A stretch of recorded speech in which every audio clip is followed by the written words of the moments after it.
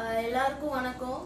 இந்த பாடல் எங்க அப்பா ஆனந்தி முரசு தாமியக்கா சமேடைகள்லயும் நிறைய கட்சி மேடைகள்லயும் பாடியிருக்காங்க. அதனால இன்னைக்கு இந்த பாட்டு பாடப்போறேன். 100 பூக்களே 100 100 பூக்களே லால் சலாம் லால் சலாம் லால் சலாம் செவாக்களே 100 பூக்களே 100 100 பூக்களே லால் சலாம் லால் சலாம் லால் சலாம் செவாக்களே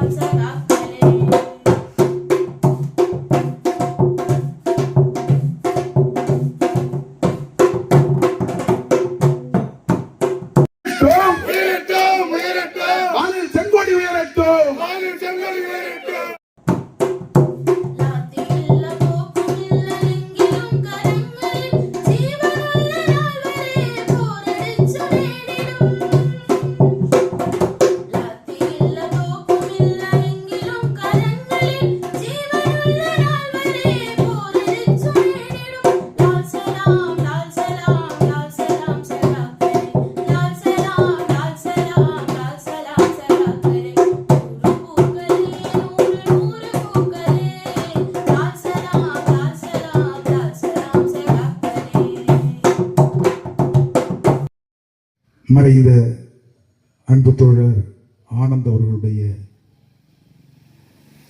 நினைவு பீட திறப்பு விழாவும் படத்திறப்பு நிகழ்வையும் தலைமையேற்று நடத்தியிருக்கின்ற மார்க்சிஸ்ட் கம்யூனிஸ்ட் கட்சியினுடைய குமரி மாவட்ட செயலாளரும் பத்மநாபபுரம் சட்டமன்ற உறுப்பினருமாகிய அன்பு தோழர் செல்லசுவாமி அவர்களே, படத்தை திறந்து வைத்து இங்கே சிறப்புரையாற்றி இருக்கின்ற மார்க்சிஸ்ட் கட்சியுடைய மூத்த தலைவரும் முன்னாள் நாடாளுமன்ற உறுப்பினருமாகிய அன்புக்குரிய தோழர் ஏவி பெல்லார்மன் அவர்களே, மேடையில் அமர்ந்திருக்கின்ற அன்பு தோழர்களே, இங்கே திரளாக கலந்து கொண்டிருக்கின்ற மார்க்சிஸ்ட் கட்சியின் தோழர்களே, இப்பகுதி வாழ் பெரியோர்களே, தமிழ்நாடு முற்போக்கு எழுத்தாளர் கலைஞர்கள் சங்கத்தினுடைய அன்பு தோழர்களே, உங்கள் அத்தனை பேருக்கும் மார்க்சிஸ்ட் கம்யூனிஸ்ட் கட்சியுடைய மஞ்சரி வட்டார குழுவின் சார்பிலே பணிவான மாலை வணக்கங்களை உரைத்தாக்கிக் கொள்கின்றேன்.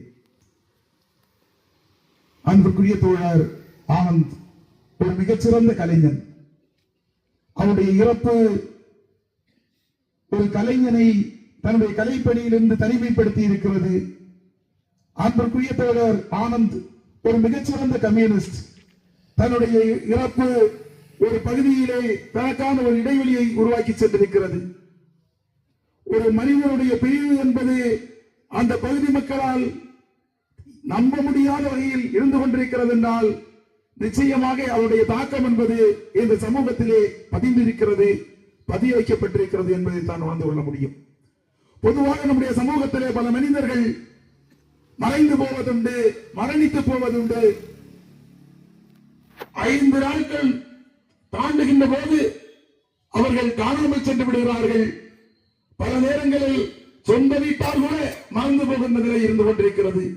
ஆனால் அவற்றிற்கெல்லாம் வேறுபட்ட வகையிலே கம்யூனிஸ்டுகள் இந்த சமூகத்திற்காக தங்களை அர்ப்பணித்தவர்களை காலந்தோறும் நினைவுபடுத்திக் கொள்கின்ற மகத்தான பணியை செய்து கொண்டிருக்கின்றோம். ஏன் காலந்தோறும் நினைவுபடுத்துகிறோம் என்றால், ஒரு மனிதன் கம்யூனிஸ்டாக மாறுகின்ற போது தன்னுடைய எல்லா விதமான நல்லது கெட்டதுகளை எல்லாம் தன்னுடைய இயக்கத்திற்காக, இந்த சமூகத்திற்காக, இந்த மக்களுக்காக அர்ப்பணித்துக் கொள்ளுகின்றான். பொதுவாக ஒரு மனிதன் அரசியல் வருகின்ற போது எவ்வளவு சம்பாதிப்பது, தான் அடுத்த 5 ஆண்டுகளிலே எந்த பதவிக்கு வருவது, அதன் மூலமாக தனக்கு என்ன வருவாயை உருவாக்கிக் கொள்வது என்றெல்லாம் எதிர்பார்த்து அரசியலுக்கு வருகின்ற ஒரு காலச்சூழலிலே ஆனந்த் போன்ற தோழர்கள், இது போன்ற நூற்றுக்கணக்கான தோழர்கள் கம்யூனிஸ்ட் இயக்கங்களுக்கு வருகிறார்கள். எதற்காக? தங்களுடைய வருமானத்தை பெருக்கிக் கொள்வதற்காக அல்ல, தங்களுக்கு ஒரு வசதியான வாழ்க்கையை அமைத்துக் கொள்வதற்காக அல்ல. இந்த சமூகத்தின் கடைக்கோடியிலே ஆயிரக்கணக்கான மக்கள் அன்றாடம் வாழ்வதற்கு வழியின்றி ஓய்ந்து கொண்டிருக்கிறார்கள். அவர்களுடைய வாழ்நிலையை ஒருபடி தூக்கி விடுவதற்காக என்னால் எதை செய்ய முடியுமோ அதை இந்த சமூகத்திற்கு செய்ய வேண்டும் என்கின்ற எண்ணத்திலே கம்யூனிஸ்ட் இயக்கத்துக்கு வருகிறார்கள். ஒருவன் கம்யூனிஸ்டாக வாழ்வது என்பது, கம்யூனிஸ்ட் இயக்கத்திலே பயணிப்பது என்பது அவ்வளவு எளிதான காரியம் கிடையாது. மற்ற எல்லா கட்சிகளிலும் எளிதாக கடந்து செல்ல முடியும். ஒருவன் கம்யூனிஸ்டாக வாழ்கின்ற போது 1000 கடமைகளை நிறைவேற்ற வேண்டி இருக்கிறது, 1000 பதில்களை சொல்ல வேண்டி இருக்கிறது, எண்ணற்ற பொறுப்புகளை சுமக்க வேண்டிய நிலை என்பது ஏற்படுகிறது. எல்லாவற்றையும் தாங்கிக் கொண்டு தன்னை ஒரு கம்யூனிஸ்டாக அடையாளப்படுத்தி இருக்கிறார் அன்பிற்குரிய தோழர் ஆனந்த் அவர்கள். ஒரு கலைஞன் பொதுவாக எனக்கு தெரிந்தவர்கள் நீண்டகால பழக்கத்தின் அடிப்படையில் சொல்ல முடியும், தன்னுடைய கலையை காசுக்காக செலவழித்திருந்தால், காசை உருவாக்குவதாக நோக்கமாக கொண்டிருந்தால் நிச்சயமாக லட்சக்கணக்கான ரூபாய்களை அன்பு தோழர் ஆனந்தால் உருவாக்கி இருக்க முடியும். ஏன் கோடிக்கணக்கான ரூபாய்களை உருவாக்கி இருக்க முடியும். எந்த இடத்திலும் இந்த கலை மக்களுக்கானது, அது பணத்திற்கானது அல்ல, அடித்தட்ட மக்களுக்கானது, அது ஏதோ மாட மாளிகையில் வாழ்பவருக்கான கருது அல்ல. அந்த கலை மூலமாக இந்த சமூகத்திலே இருப்பவன் இல்லாதவன் என்ற இடைவெளி அகற்றுவதற்காக இறங்கி புறப்பட்ட அன்புக்குரிய தோழர் எல்லா வகையான ஆசை வாசங்களை எல்லாம் ஒதுக்கி வைத்துவிட்டு தன்னுடைய சமூகத்தின் நலனே தன்னுடைய நலன் என்கின்ற வகையிலே ஒரு கம்யூனிஸ்டாக செயல்பட்டு இருக்கின்றார்கள். எனவேதான் கொண்டாடுகின்றோம். தோழர் காட்வின் ஆனந்த் இறந்த அன்று நடைபெற்ற இறுதி யாத்திரையில் அவருக்கு நிகழ்த்திய நினைவஞ்சலியும் புகழஞ்சலியும் செலுத்திய பொழுது சரியாக யாருக்கும் அதற்கான வார்த்தைகள் வரவில்லை. ஏனென்றால் அதற்கும் 2 நாட்களுக்கு முன்னால் ஒரு கிளை கூட்டத்தில் அவர் அந்த கிளை தோழர்களுக்கு கூறிய அறிவுரைகள் மற்றும் அவர்களை உற்சாகப்படுத்துகின்ற அளவிலே அவர் கூறிய வார்த்தைகள் எல்லாம் திரும்ப திரும்ப வந்து கொண்டே இருந்தது. எனவே அன்று சிரமமாக இருந்தது. அந்த தோழர் இந்த பகுதியிலே ஒரு எடுத்துக்காட்டாக விளங்கினார். இளைஞர்களிடத்திலும் மக்களிடத்திலும் நெருங்கிய தொடர்பை கொண்டு இருந்தார். அவர் தன்னை ஒரு மார்க்சிய கம்யூனிஸ்ட் கட்சியினுடைய உறுப்பினராக, வட்டார குழு உறுப்பினராக, தாமு ஏகாசா மாநில குழு உறுப்பினராக, முரசு கலைக்குழு இயக்குநராக என்று பலதரப்பட்ட ஒரு அடையாளங்களை கொண்டிருந்தார். சமீபத்தில் நடந்த கட்சியினுடைய அகில இந்திய மாநாடானது மதுரையில் நடைபெற்றது. அப்பொழுது அந்த அரங்கத்திலே அவரும் அவரோடு சேர்ந்த தோழர்களுமாக அந்த முரசு கலை நிகழ்ச்சிகளை மிகச் சிறப்பாக நடத்தினார்கள். அவருடைய சிம்ம கற்பனை போன்ற அந்த சவுண்ட் எல்லாரையும் ஈர்க்கும் விதமாக இருந்தது. எங்களுடைய பக்கத்தில் இருந்த கேரளா, ஆந்திரா போன்ற மாநிலங்களில் இருந்து வந்த தோழர்கள் எல்லாம் மிக மெச்சும் அளவிலே பேசினார்கள். அப்படிப்பட்ட அனைத்து கலைகளுக்கும் சொந்தக்காரனான அவர் ஒரு கலையினுடைய அடையாளமாக திகழ்ந்தவர். திறந்த அந்த தோழருக்கு இங்கு நினைவு ஸ்தூபியும் நினைவுப்படம் அமைப்பது இந்த பகுதிக்கு ஒரு அடையாளம். எனவே இந்த நேரத்தில் அவர் விட்டு சென்ற நல்ல விழுமியங்களை நாம் கடைபிடித்து இந்த பகுதிக்கு ஒரு எடுத்துக்காட்டாக விளங்க வேண்டும் என்பதுதான் அவருக்கு கொடுக்கின்ற ஒரு அஞ்சலியாக இருக்கும். பல பயிற்சிகள் இணைந்து எடுத்திருக்கிறோம். பல நாடக பயிற்சிகள் நாங்கள் இணைந்து எடுத்திருக்கிறோம். எல்லாவற்றிற்கும் மேலாக ஏறக்குறைய 25 ஆண்டுகளுக்கு மேலாக நமது இடதுசாரி இயக்கங்களுடைய மேடைகளில், பிரச்சார கூட்டங்களில், கலைப்பயணங்களில் நாங்கள் இணைந்தே பயணித்திருக்கிறோம் என்பது நிதர்சனமான வரலாறு. இதற்கு முன்னால் விளவங்கோடு சட்டமன்ற தொகுதியில் 15 ஆண்டுகளுக்கு முன்னால் என்று நினைவிருக்கிறது, நமது தோழர் ஆர் செல்வசுவாமி அவர்கள் சட்டமன்ற உறுப்பினராக வேட்பாளராக நிறுத்தப்பட்ட போது ஏறக்குறைய 12 நாட்கள் தொடர்ந்து வேட்பாளர் சுற்றுப்பயணத்தோடு சேர்ந்து இணைந்து கலை பிரச்சாரம் பகிர்தல் செய்தல் நானும் ஆனந்தும் அவருடைய குழு முரசு குழு இணைந்து செய்தோம். அதுபோல் தோழர் ஏபி பெல்லாரமன் அவர்கள் 2வது முறையாக தேர்தல் சந்தித்த போது பல பகுதிகளில் வேட்பாளராக அவருடைய பிரச்சார பயணத்தில் இணைந்து சுற்றுப்பயணத்தில் இணைந்து பணியாற்றிய போது பல இடங்களில் எதிர்ப்புகளும் கைகலப்புகளும் வந்த போது அதையெல்லாம் தாண்டி சமாளித்து மீண்டும் தொடர்ந்து கலைப்பயணத்தை தொடர்ந்து சென்ற ஒரு நினைவு என்பது தோழர் ஹார்பின் ஆனந்தோடு மறக்க முடியாத நினைவுகள். எந்த பிரச்சனை வந்தாலும் எந்த இடத்தில் வந்தாலும் தமிழ்நாட்டில் பல பகுதிகளில் சேர்ந்து நிகழ்ச்சி நடத்தி இருக்கிறோம். பல இடங்களில் பிரச்சனை வந்தது உண்டு. அதையெல்லாம் தாண்டி அந்த பிரச்சனையை எதுவென்றே கண்டு கொள்ளாமல் அடுத்த கட்டத்துக்கு கலைப்பயணத்தை நகர்த்திய ஒரு மிகச்சிறந்த ஆளுமை மிக்க தைரியம் மிக்க ஒரு கலைஞன் முரசு ஆனந்த் என்று சொல்லக்கூடிய ஆனந்த் ஹார்பின் ஆனந்த். இறுதியாக நானும் அவர் இணைந்து நடத்திய இசை நிகழ்ச்சி மேடை என்பது எம்.ஏ. பேபி அவர்கள் நாகர்கோவில் வந்து உரையாற்றிய அந்த சிறப்பு நிகழ்ச்சியில் நாங்கள் இணைந்து இசை நிகழ்ச்சி நடத்தினோம். அதற்கு சில மாதங்களுக்கு பின்னால் ஜனவரி மாதம் 8ஆம் தேதி நள்ளிரவு தோழர் விடியல் குமரேசன் அவர்கள் அலைபேசியில் அழைத்து இப்படி ஆனந்துக்கு சீரியஸாக இருக்கிறது, கிளம்புவோமா என்று கேட்டார். எங்கன்னு கேட்டா PRS இருக்கிறார். பொருள் பேசிட்டு இருக்கும் போதே அடுத்த கால் வருது. அவருடைய இணையர் செல்வி அவர்கள் கால் செய்தாலும் நான் பார்த்து கேட்டுட்டு வரேன் அப்படின்னு சொன்னாரு. கேட்பாரு. அவருடைய காலை எடுத்துக்கொண்டு அவர் திருப்பி என்னுடைய பேசுகின்ற போது அவர் இறந்து விட்டார் என்ற செய்தி சொன்னதும் ஒரு நிமிடம் எதுவுமே அசைய முடியாமல் அதை இன்றளவும் ஏற்றுக்கொள்ள முடியாத அவருடைய இறப்பை இன்றளவும் மனதில் ஏற்றுக்கொள்ள முடியாத ஒரு சூழலில் என் மனதில் உருவானது. அதே போல் அண்மையில் நடந்த பத்மநாபபுரம் சட்டமன்ற தொகுதி வேட்பாளராக போட்டியிட்ட தோழர் ஆர் செல்லசுவாமி அவருடைய சுற்றுப்பயண நிகழ்ச்சியில் ஏறக்குறை 9 நாட்கள் கலைப்பயணம் நடத்தினோம்.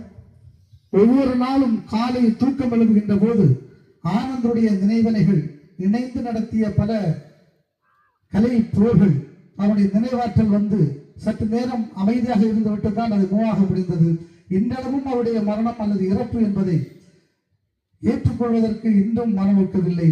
அவருடைய நடனமானாலும் சரி, பல இசையின் வேகம் அதிர்வுகளானாலும் சரி, அவருடைய வெண்கல குரலானாலும் சரி, பல களங்களில் நாங்கள் இணைந்தே கலைப்பயணம் ஆற்றியிருக்கிறோம்.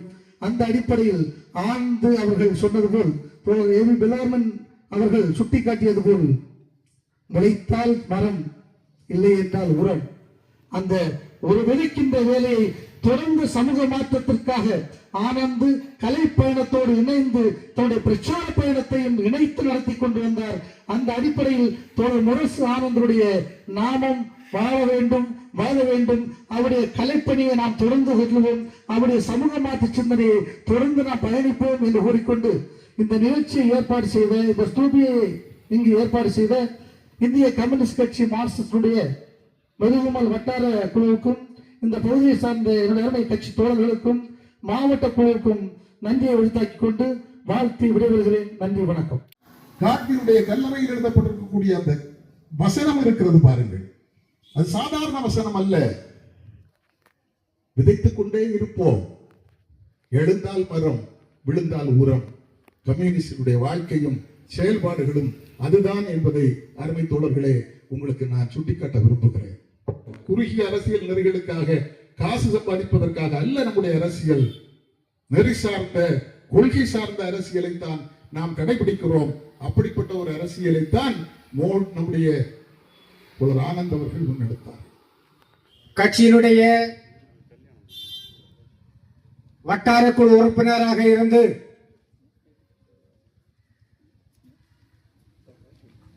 தமிழ்நாடு முற்போக்கு எழுத்தாளர் கலைஞர் சங்கத்தினுடைய மாநில குழு உறுப்பினராகவும் இருந்து ஒரு கலைக்குழுவை இயக்கி வந்த தோழர் காட்வின் ஆனந்தினுடைய இன்றைய தினம் கிட்டத்தட்ட 130 நாள்